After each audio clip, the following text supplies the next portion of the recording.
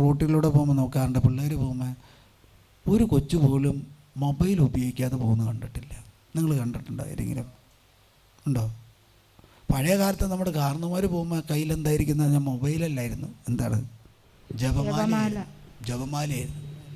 ഈ mother Teresa sisters അവർ ശുശ്രൂഷയ്ക്ക് വേണ്ടി ഇറങ്ങുമ്പോൾ അവരുടെ കയ്യിൽ വലിയൊരു ജപമാലയുണ്ട്. അതിങ്ങനെ ചൊല്ലിക്കൊണ്ട് ആരും മുമ്പിലൂടെ വരുന്നുണ്ടെന്നൊന്നും നോക്കുന്നില്ല, ഇങ്ങനെ അവർ ചൊല്ലിക്കൊണ്ടാണ് പോകുന്നത്. കാരണം അവരുടെ ശുശ്രൂഷയുടെ വലിയ ഭാഗമെന്ന് പറയുന്നത് ജപമാലകൾ ചൊല്ലി കർത്താവുമായിട്ട് ഒരു സൗഹൃദത്തിലാകുക, ഒരു ബന്ധത്തിലാകുക.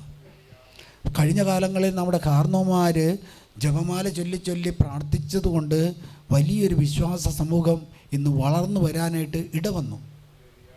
അല്ലെങ്കിൽ ഇന്ന് മീഡിയാസ് കടന്നു വന്നതുകൊണ്ട് വിശ്വാസം എന്ന് പറയുന്നത് അവർക്ക് ചിന്തിക്കാൻ പോലും പറ്റാത്ത വിധത്തിൽ അത്രമായിട്ട് നിഗൂഢമായിട്ട് കിടക്കുക.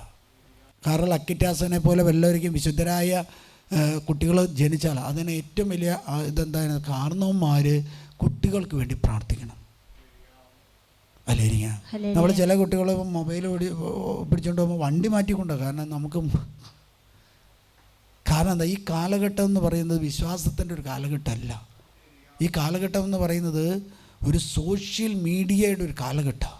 അതിനെ നന്മയായിട്ട് കണ്ടുപെട്ടാനായിട്ട് നമ്മുടെ കുട്ടികൾക്ക് പരിശ്രമിക്കുന്ന പകരം അതിലൂടെ അവർ വലിയ ഒരു സയൻറ്റിഫിക് മാർഗങ്ങൾ, ഒരു ശാസ്ത്ര ഗവേഷണം നടത്തിക്കൊണ്ടിരിക്കുക.